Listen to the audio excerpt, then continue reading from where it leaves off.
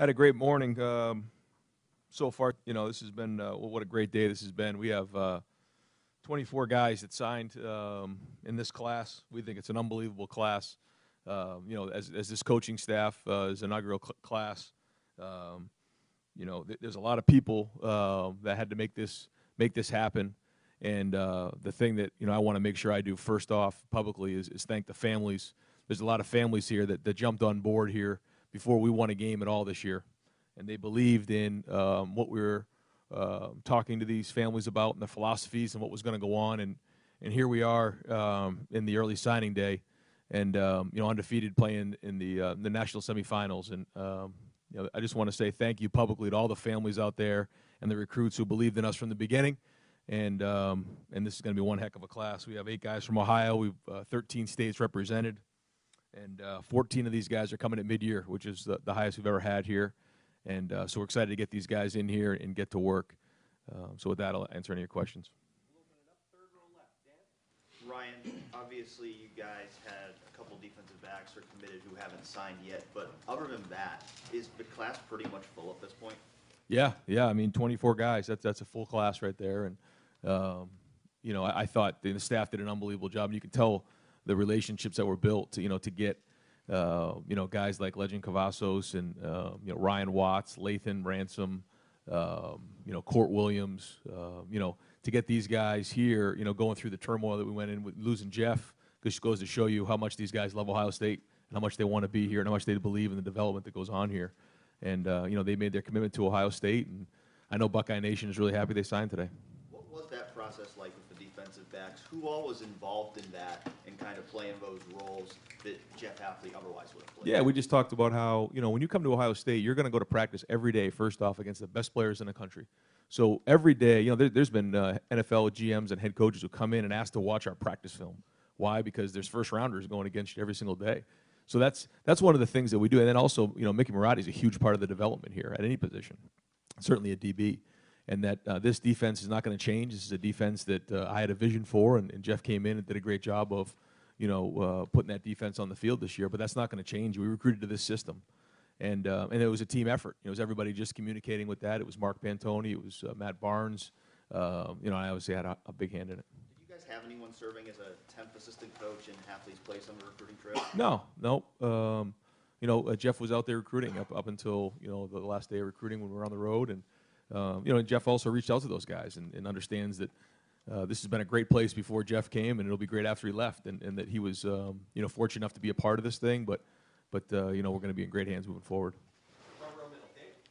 As you mentioned, most of these guys in this class committed well before. You guys were 13-0. How much momentum, Ryan, does this give you going into 2021, and maybe what are some of the positions that are of the utmost importance to you in that class? Yeah, I think it gives unbelievable momentum. Just talking about getting some of the best players in the country, but the best people. I think you're going to find out as these guys come in, there's some of the best people I've been around, just in terms of the way that they handle their business on and off the field. Great students, captains, leadership, and again, loyalty. From the get-go on this thing, these guys have been loyal. A couple things that came through, whether it was the change in staff from Coach Meyer to me, in our staff, and then also just not knowing, throughout the summer what this year was going to look like, and there was a faith there, and that means a lot to me. And then, for the guys who lost Jeff right here a week before signing day, so that shows a lot about who these people are. And I thought going into this recruiting cycle, offensive line was a huge deal, and I thought Coach Stud did an unbelievable job. We signed 6 offensive linemen, 3 from Ohio, 1 from Indiana, 1 from the state up north, and then 1 from New Jersey. Paris Johnson, the #1 tackle in America. He's been with us all along. He helped us in recruiting. He and his mom Monica were a huge part of this thing, and I owe them everything, because they've kind of kept this thing together for us. They've been a huge part of it, and he's going to have an unbelievable career here. But again, that was a position in need going into this class, and I thought we hit a home run there. Just real quick, I want to get your opinion on the timing of the early signing period in football. For years it was debated, will there be an early signing period in college football? And I think a lot of us thought if there would be one, it would be like basketball, it would be before the season. I know you're a guy, that's just the way it is. That's how we're going to attack it. I'm curious what you think about the timing. It's just 6 weeks away from the next signing day. Do you think it should be before the season if you were king of college I got to really sit down and think about this, because I was not part of those conversations, but I'm in it right now. And however this came down, I'm not sure that they realized what this was going to be like for a coaching staff and a team where you're playing on the 28th. You played in a Big Ten championship game. You have 1 week on the road to go recruit these guys and get out there. There's possible coaching changes on your staff. You have 14 guys coming at mid-year. You have award shows to go to, and then by the way, once you get off the road, you have 2 weeks to get ready to go play Clemson. That's a very stressful time, and it is what it is. We're keeping our head down and we're going, but I think we have to take a hard look at that. Ryan, last year when we talked to you about the class, you were trying to keep it together after the coaching change. So this is your first time to put together a whole class. I'm curious just how it was different for you this time around, attacking it from a head coaching perspective. Yeah, well, at this time last year, like you said, it was just talking to the guys about our coaching staff and where we're going, and that was kind of in short order. And but this was our first real class. This is our first class from beginning to end, and there was a lot more time, a lot more relationships built with deeper connections there, and just a lot more time. And so, again, I thought our staff did a great job. You talk about some of the work it takes to recruit nationally, just the travel and time and phone calls, and the work Mark Pantoni and his staff did to get this class together is just tremendous. But it's great to celebrate on a day like today because there's so much work that gets put into this.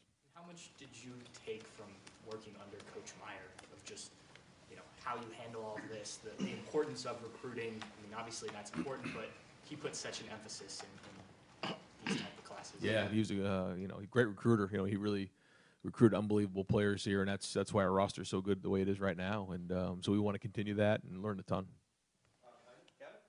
Yeah, I wanted to ask you about the receiver hall. A couple 5 stars, a couple 4 stars. I mean, just how that class came together, and just have you seen a group in one class just that strong with what you have there with Julian and Jackson and G and with Mookie? No, I mean this is probably the strongest class I've seen in a long time that I can remember. Jillian Fleming, had an unbelievable high school career. Comes in highly decorated, but he's a great young man. His family is awesome. His mom Betsy and his grandfather Mick and all of them.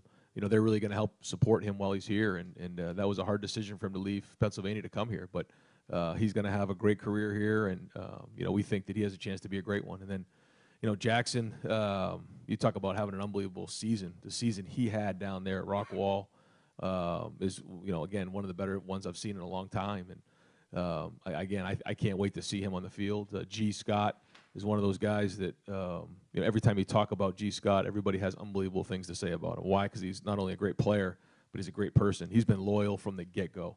This is a young man from Seattle, Washington, who got a long way to come here. A lot of people had to go through that door to say, hey, no, why don't you stay closer to home? And he stayed loyal the whole time. And he's a big, strong, physical receiver. That chance to be great. And then Mookie Cooper, didn't get a chance to play this year because of an ineligibility situation in his school. But he's more of a slot receiver. He kind of is going to work inside a little bit, great short area quickness. And so I know he's looking forward to get back on the field and playing. But again, I think those are real weapons. And I think that had something to do with being able to sign 2 quarterbacks in this class, was knowing they're coming in with really good receivers. Just want to follow up on that too. With G, you talk about him being a good person. There were the stories coming out of Seattle with him befriending the homeless Buckeye fan and everything. Just talk about G maybe as a person, of what he's like off the field. Yeah, he's special. He, like you said, he's got a huge heart. And some of the stuff he's done, you guys have seen. But we saw that early on, and what he's done to help put this class together, just through text messages, group texts, talking to those guys, meeting different guys at camps, when he's here on campus. And, again, comes from a great family, and I can't say enough about who he is, but also as a player. I mean, you talk about a dominant physical player. When you watch his film, it just jumps off the screen, and so super excited. He's a Buckeye. Coach, what's your relationship like with Luke Whiteplayer, both East Coast guys coming to the Midwest? So I'm wondering if you guys bonded over any of that type of stuff. Yeah, we did. And his coach, Augie Hoffman, played at Boston College when I was there. He's an offensive lineman, and that's an area that I've recruited, when I was at Boston College. It's a great school, and Luke's another guy who, was bought in from the beginning. He never wavered at all.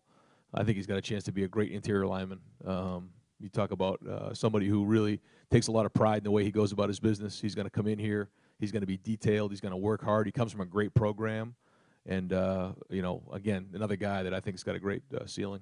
Yeah, how do you think he exemplifies both East Coast and Midwest qualities? Yeah, well, it's a good question. I think he's definitely got some Jersey in him. He's got an edge to him, but he also has that hard-working mentality that I think, and got a lot of pride and loyalty. So yeah, I agree. I think he's got kind of both things. You remember who his dog's named after? I forget. Mark Sanchez. Oh, that's right. That's right, with the Jets. You guys remember bonding over that too? That's right. Because we talked about that for a while because I coached Mark when I was with the Eagles, and then that's right. I forgot about that. Ryan, when you are scouting or looking at players, do you compare them to past players that, like, these receivers, do they remind you, I mean, of other players? Like, Sometimes, you see somebody and you say that guy kind of reminds me of somebody else. But then other times they just kind of are who they are, and then the more you get around, the more you learn more about them too. Because it is hard to kind of see things on film. Film helps you; it's a part of the process, but so much of it is who they are as people too, and their work ethic. And when you go into the school, you ask the guidance counselors and the assistant coaches and all the people in the school about who they are, and that's just as important as anything. And so I don't think you truly get a feel for who they are until they get here and they're in the program for a little while. and then with Jackson, just the numbers that he puts up, I'd say, like, how is that possible? But, like, what do you think of when you see that, when you just see the constant production? Does it translate to college? I hope so. Yeah, I mean, it's exciting when you see stuff like that. When you just see the numbers, over 200 yards receiving a game, one-handed catches, releases where guys fall down on the ground. I mean, yeah, that gets exciting. We can't wait to get him here. Front row left, Nick. Obviously yourself, Ohio State, and two of the other teams in the playoff have shown what you can do with the transfer quarterback. But getting two guys in this class, what does that help you do as far as maybe establishing something long-term here? And did you see that as something that was important for the program? Huge, yeah, huge. And this is not something that we took lightly. This is difficult stuff. You guys have asked me a lot of questions over the last year about transfers and with Joe and with Justin and different things that have gone on. We've lost Matthew and Tate, and trying to figure out what that is. And so the idea is to have 4 quarterbacks in that room, and that's not easy to do. And we felt like we had to try to get more depth in that room. And Jack and CJ both bring different things to the table. Jack is somebody that has been committed all along. He was loyal from the get-go. I watched him throw when he was 16 years old, and I saw something in him, and he never wavered either. And I think he's got a chance to be a really good player. And then CJ is somebody who came on the scene a little bit later, and I think he has a high ceiling as well. So both kind of different stories, but I think both are really excited to come in here and go fight for playing time. I think to say that they're going to go compete with Justin to be the starter next year is a little bit unfair. But to fight for that backup spot next year is real, and they'll both be coming in here, and you never know how that works. Before you know it, you're in it. And in order to go, win championships, you have to have depth at that position. So what an opportunity for a couple guys to come in and compete against each other, get developed in what I think is the best offense in college football and get coached by, some of the best coaches.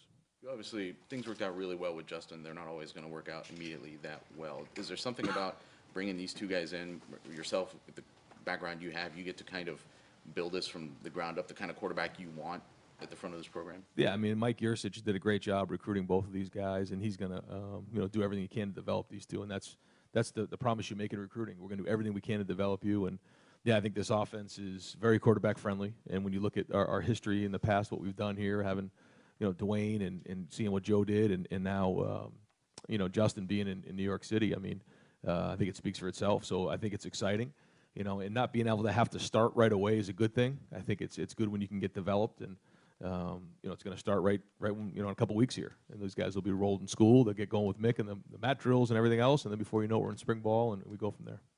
Second row left, Steven. CJ has some things in common with Justin and Dwayne as far as like they're all kind of trained by the same QB trainer. And Quincy was here when CJ came for the game. Did you lean on Quincy at all when asking for some evaluations on CJ, especially since he's worked with some of the same guys you coached? Yeah, there's a lot of guys that we asked for in all these recruits. We just ask different people for their opinions on these guys, and because you don't get to spend as much time with these guys, you just don't. And by the time it's contact period, like for instance, we've recruited all these guys for years, and the only time we were allowed to actually go into their home and have contact with them was this past week before we before we got here. That's it. So all the other time is on campus. So many people around the school at these camps, different people you trust, are the people you ask to find out more about them. And then the more people you trust, you trust their opinions, you kind of go with that as time goes on. And then you make your own opinions. But, yeah, certainly I think the mark of a good recruiter is asking a lot of questions and finding out what other people think. And then you made an emphasis on wanting to, kind of take back Ohio when you first took this job in recruiting, and you did that with this class. You were also off to a good start with that with 2021. But the majority of I think all of these guys in this class are from Southern Ohio.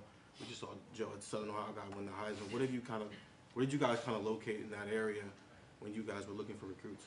I don't. Until you said that, I didn't really notice that. You know what I mean?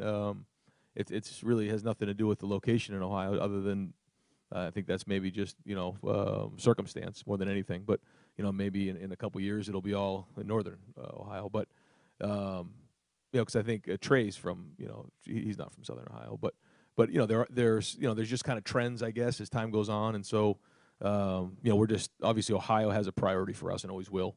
And certainly offensive linemen from Ohio, that was great for us. That was really big, and then we'll keep recruiting Ohio because they have priority, and it means a lot to the people in Ohio to be Buckeyes and to be a part of this thing, and that matters to us. And then lastly, there were some guys in this class that committed before you took the job, and obviously Paris stayed committed the entire time, and Legend decided to decommit and reopen his options, and then came back to the class. Like, what were some of your conversations with those guys when you first took the job and they were getting to know you? Yeah, Paris. It was we sat down with he and Monica and just said, listen, we want to just kind of start from scratch, and we kind of just literally wiped the slate clean and started from scratch and just got to know each other and spending time with each other and getting to know each other on and off the field, and over time that relationship and trust grew to where it is right now. And we had a conversation, emotional conversation, early this morning, just talking about how we're finally here and we made it. And again, I just thank them for their loyalty and all that. And then with Legend, he kind of went through that same process. He did decommit, and then decided he wanted to be a Buckeye. And then what his dad did, CJ, too, to help us with this thing was unbelievable. He really knows football. He's got his great way around these young men, and he helped us a lot as well. So both of those guys really mean a lot to me. Hey, Ryan. In a world where the transfer portal exists, is it easier to get two elite-level quarterbacks because they've seen players like Joe Burrow go off and be successful if things don't work out? Like, is it just the world you live in where they have that as a safety blanket? Yeah, I don't know. I mean, I try not to think about that. I know it's real. I know it's a real question. But, we bring in guys to come in here and develop and get a degree from Ohio State and go play and stay, throughout their career. And we try to, tackle those things as they come up. And I understand the question, but I hope not. I hope people don't leave. You try to bring guys in, but, there are situations that come up, and you try to deal with them, one situation at a time. But I know this. I think, our future quarterback is much stronger after today. Are you ever going to go into a signing day without complete panic? Because, just like last year, you had to keep everything together, and then, of course, with Jeff this year, you got pretty good at it. I mean, what's it like just those last 48, 50, 60, whatever hours? Yeah, there's a lot of stress. There's a lot that goes into it because there's so much time put into it. And, again, it goes back to relationships. And I think if you've built those relationships over time and you've built trust, then when things like this come up, you can kind of just calm the waters a little bit. And I think that's what happened. And one last thing. You have commitments, I think, from 13 different states. In this class, and when Urban Meyer was here, obviously he brought this program into the national spotlight and was taking the already big Ohio State brand and it made it a national brand. But part of that was because he was like a larger-than-life figure that everybody knew. I was wondering if that was going to be able to continue that way with you being in your first year. I was wondering, did you have a lot of challenges continuing to keep that national recruiting approach? What difficulties did you maybe encounter, and how do you think you were able to continue signing like a national, like Urban Meyer-like class in your first year doing this? Yeah, I certainly think that what you say is accurate. I also think that the world's gotten smaller. I think with the internet, with just the way the world is now, no matter where you go, and they see that block O, I mean, it's unbelievable. It doesn't matter. When we went out to see Enoch Viamahe, I mean, there were people in Hawaii that recognized me right away, and that was before I had coached the game. You go into California, there are Buckeyes everywhere. You go out to Washington, it's unbelievable. Went down to Charlotte, North Carolina, to the Nagurski Award. There was a whole Buckeye club of just hundreds of people.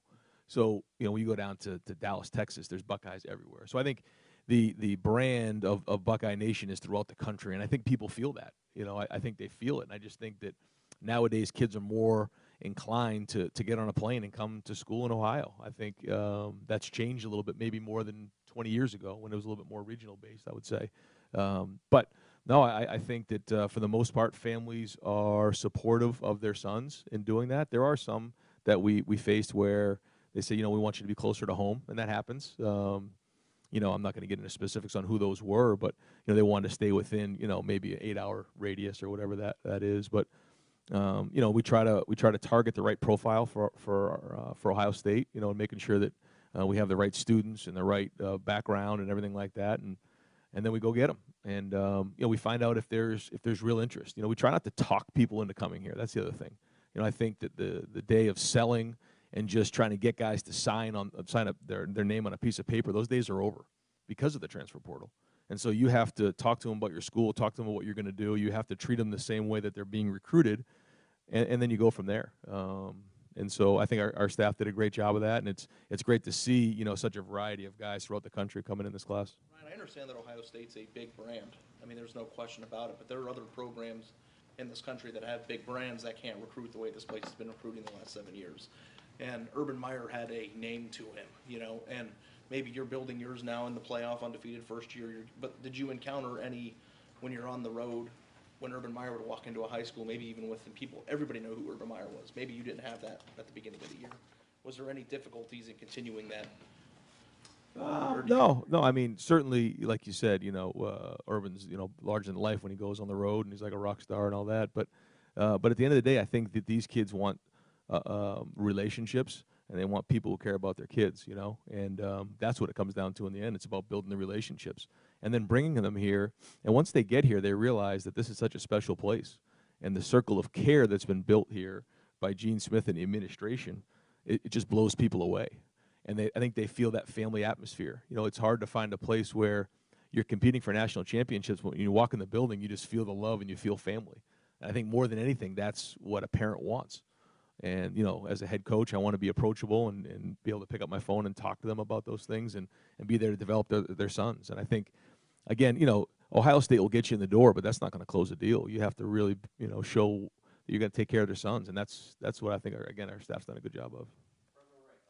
Ryan, I don't mean to belabor the quarterback point, but, you know, signing two, especially as difficult as the process is anymore, as you've talked about a number of times, you didn't get to sell the same thing that other schools that were just looking for one guy. How did you have to tailor that message? How did you pull this off, I guess? Well, no, it isn't even pulling it off. It's just what a great opportunity, you know? I mean, I think if you're a high school quarterback right now, you know, with an opportunity to come play quarterback at Ohio State, I mean, there's a lot of people that would want to do that. And it's an exciting time, you know, and just look what we've done the last couple of years. And look what Justin's done, look what Dwayne's done, and obviously look what Joe's done. And so when you combine that all up, yeah, there's some great excitement. And I think, you know, for the situation that we have, it's unbelievable because you have Justin and you have Gunner. But other than that, there's nobody in the program other than, you know, some of the other walk-ons who are still developing, and we hope that they become you know, candidates to win a backup job or whatever. But, you know, in terms of scholarship guys, that's it. You know, because we had the hole in there with Matt and when Tate left. And so I think that was exciting to them, and they want to get in here and get developed. And I think they see what we're doing on offense and exciting to them. And at running back, I think it was probably an up and down year for you a little bit recruiting there. To end up with Mayan, what made him the guy? Well, first off, he's from Ohio. That matters a lot. He's a big, strong, physical back. He's very, very productive. Everybody in that area just talked about how strong of a runner he was, how productive he was. And so, you know, after we kept going through it over and over again, we've looked at a lot of people throughout the country. We're like, wait a minute, we got one right in Ohio here.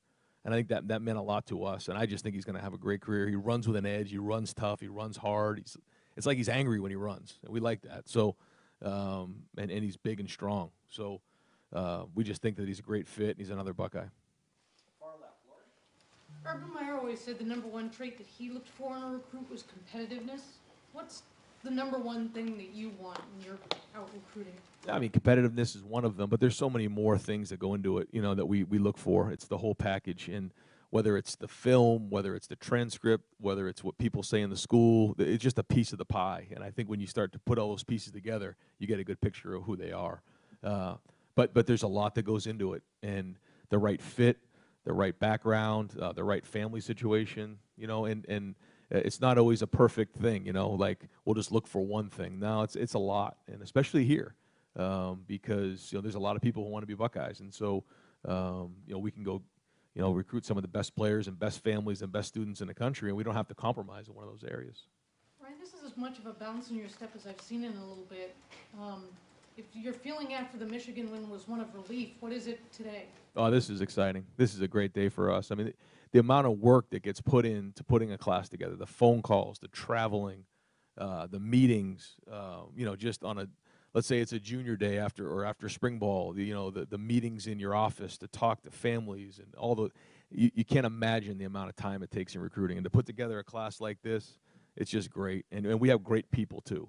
So, you want to know where the program is headed. Obviously, you look at how we did this year, but that's great. But when you want to look at the future, you look at recruiting. And not only do we have great players, we have great families and great students and great people and great leaders who are loyal. That it wasn't easy for them. It wasn't like this was real smooth this last year. We had a coaching change. We had Coach Halfley leave a week before signing day, and these guys stuck in there. And that goes to show you when adversity hits, these guys are going to be strong. And so it's exciting for our program because it's our future. Ryan, you guys are preparing to face a pretty versatile defender in Isaiah Simmons. You've done a lot of different things with Pete Werner this year.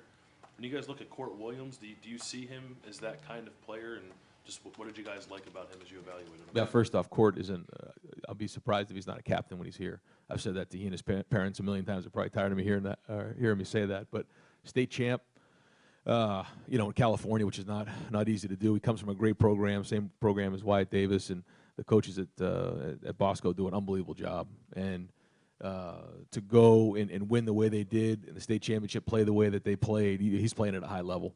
And he's got a lot of versatility. He can do a lot of things. And so we're going to find different ways to get him on the field. Like you said, he's kind of, he's a little bit different style than Simmons. Simmons is a little bit longer.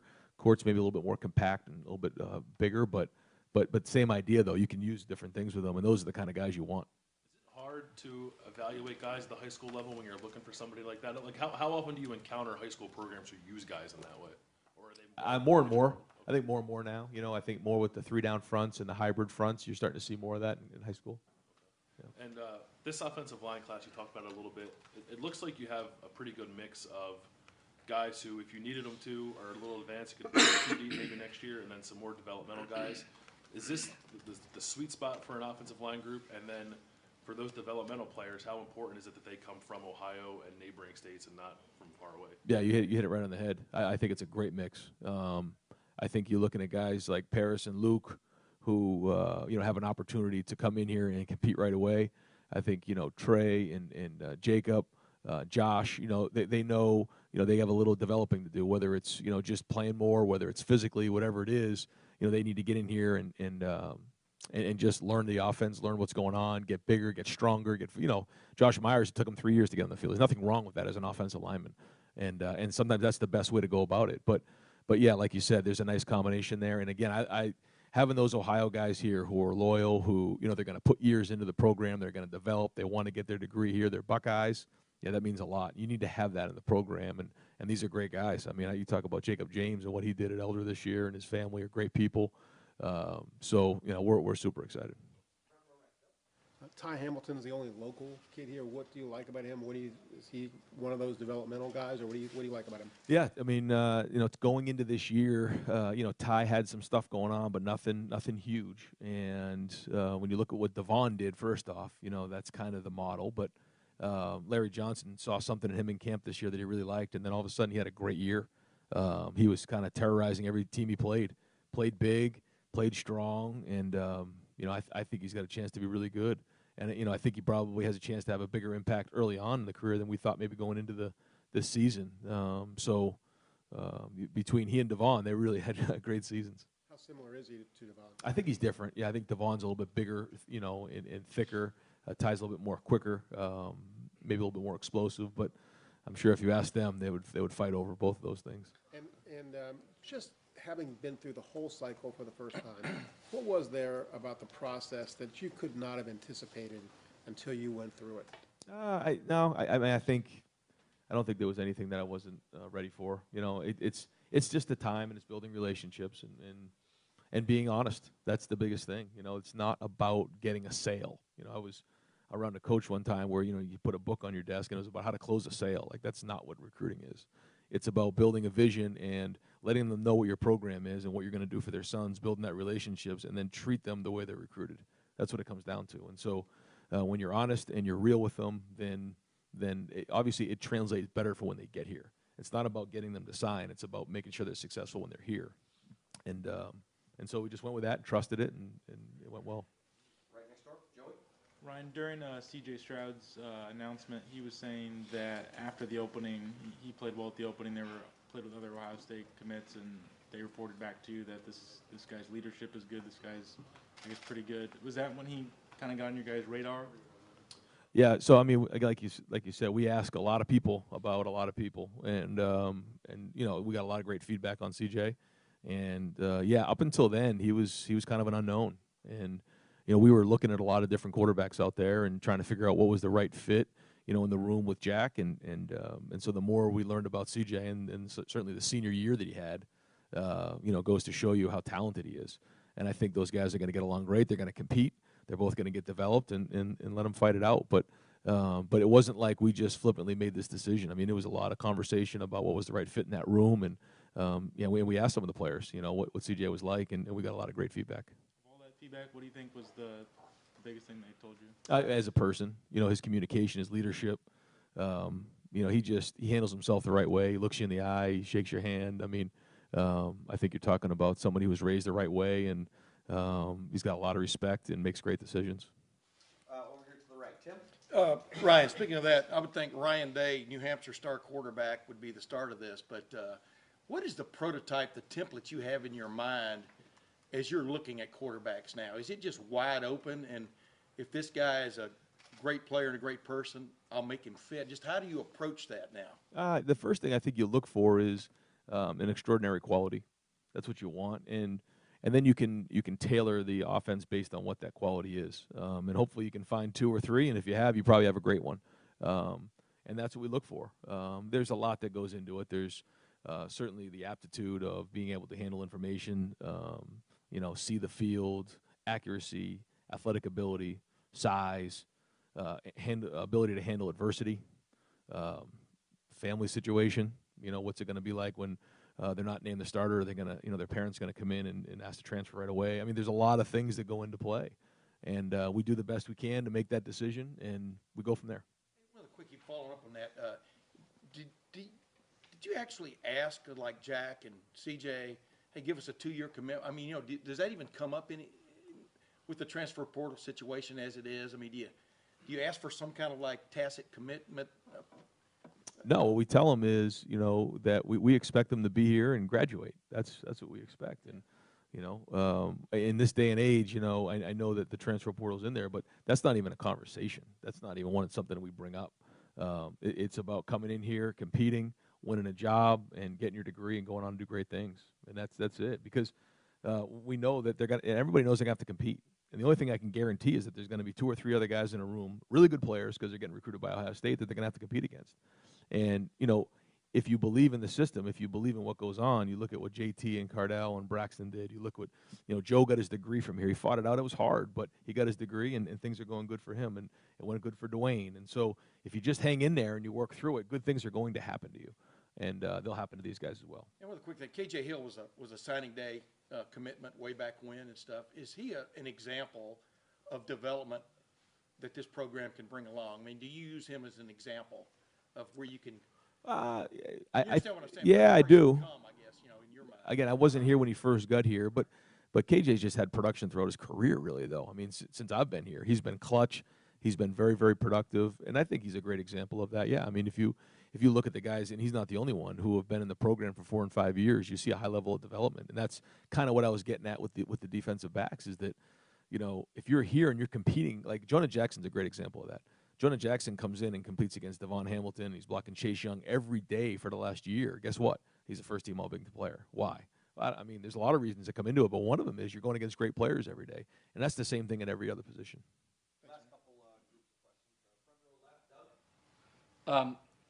Ryan, do you have room if another guy or two wants to be a Buckeye? We might be able to make some room. Overall, it's funny how that works. Overall, I mean, you're going to have some guys leave for the NFL. Just overall on numbers, and I know it's always fluid, this kind of thing. Like, how are you overall, just looking ahead? Yeah, well, we're kind of right at the number right now, but there's some wiggle room in there. I forgot to ask about DeJuan Jones on Monday, so I'm going to make it a recruiting question today. A guy like that, a year ago, he's kind of like maybe a raw guy with some tools. What have you thought of his development this year? And then, are you sometimes intrigued by recruits like that who maybe aren't as polished, but you think, man, we might be able to do something with this guy? Yeah, I just talked about it today, walking out in the field, that we didn't. Enoch Viamahe and DeJuan Jones were not really even much on our board all that much at this point last year, and then we went out and found those guys, and Enoch was pretty heavily recruited, but DeJuan really wasn't. He kind of came on the scene late, and to see the way those guys have developed, those guys are really good players. I mean, really good players. They work hard. They're great kids. Stud's done a great job and they've gotten a lot of work this year. We were talking about that the other day. Typically, young offensive linemen don't get as much work, game experience. These guys played, and when you're on the scout team going against those guys, Jay Sean Cornell and Coop and those guys every day, you're just getting better. And I think they've done a great job. And both those guys came in here in the summer, and it's December, so 7 months? They've come a long way. You tell the story a couple years ago. You're in California watching Jack Tuttle, and you come across Chris Olave. You have 2 Arizona kids, 2 California kids, a Washington kid in this class. You were involved with a lot of other guys in that area of the country. Why was Ohio State on the West Coast in this class? I think it's more of just there were really good players out there, and when we went out there and you make those calls and you go out there and visit those guys in the spring or last winter, there's interest there. And we played in that Rose Bowl. I don't know if that had something to do with it, just being out that way, but there was just an interest there, and we followed up with it, and we fell in love with these guys. I mean, Lathan Ransom is going to be as good a safety as we've had here in a long time, and he and his family are unbelievable people. They believed in this place. They believed in what we're doing, and I'm so excited he's part of this thing. And again, whether he's from Arizona or Kentucky or wherever else, it doesn't matter. I mean, this is a guy who wants to be at Ohio State. He's a great student, great person, has a chance to be a really good player. He's only 17 years old. And so, yeah, I mean, I don't know what it is nowadays. Again, I think that maybe the world's gotten a little smaller, and guys are, less inclined to stay closer to home. They're okay with going a little bit further away to play. And so because of that, I feel strong. And I think when you look at our locker room, it's not, there's a lot of Ohio guys here, a lot of Midwest guys, but there's also like some guys, like you said, Chris and Wyatt and different people from throughout the country where there is that support system in place when they get here. Again, Enoch's from Hawaii. There's different people throughout the country, guys from Texas, JK, Jeff, Barron. Those guys, they kind of take them in and say, listen, you're going to be homesick a little bit, but it's okay. And the Ohio guys are the foundation of this program. But they're the ones that kind of set the whole pace of this program, and they're willing to bring guys in. They don't get territorial. And again, I don't know if it's like that in every program, but it's a really good culture here. And final question, second row middle, Steve. Yeah, Coach, you've talked several times today about getting guys their degrees. As I looked at your commencement list the other day, I think 11 of your 22 starters for your bowl game will be Ohio State graduates. I know your kids come here hoping to get to the National Football League, and plenty of them will, but is this also part of the recruiting pitch that just watch our game? This guy's a graduate, this guy's a graduate. Just, I don't know, what do you say about that and the support that those guys have gotten here? Yeah, I'm really proud of that. And I think that there is, for people who don't know Ohio State, sometimes they think because we play at such a high level of football, there's a little bit of that factory tag. And then the closer they get to the program, they realize that's nothing to be the case. And when you look at the guys who are on our team, when you look at how veteran we are, I think that goes to show you why the season we've had is because we have veteran guys. We have graduates out there. We have some senior-laden we have a senior-laden team, and that matters. And I think the more veteran you can be, the better. And the more you can develop these guys and get them into their 4th and 5th year, the better it's going to be. And some of these guys, a lot of these guys are working on their masters. And the way that it's organized for these guys, where they can get their masters paid for and come back and finish it, it's as good as there anywhere is there in the country. And so when you combine all that together with competing for national championships, it makes it very, very attractive for recruits. Just last thing, we talked to you Monday. You've now had a couple more days of practice to prepare, and you're sending everybody away to go home for a few days. What have you learned about this team the last 2 days? Are you happy with the preparation? Do you feel like you got everything you needed to get accomplished? Well, it's very different because we practiced 5 of the last 6 days, and typically you have different phases as you get ready for bowl practice. But this was very different, and we had 3 really good days of practice. Had a good day of practice today, but they need to go home for 3 days and get away, and then meet us in Arizona on Sunday, and then have a great week of practice. It's a long season, and it's almost like having just a couple of bye weeks getting ready for a game. It's not really like getting ready for a bowl game, in my opinion. And so I think these 3 days are going to be critical for them to get home. It's only 3 days. You make it. We're kind of making it sound like as coaches like they were going away for a week. They get away from us for a few days. It seems like a long time, but they get home with their families. They deserve it. They need to get some rest and then see us in Arizona.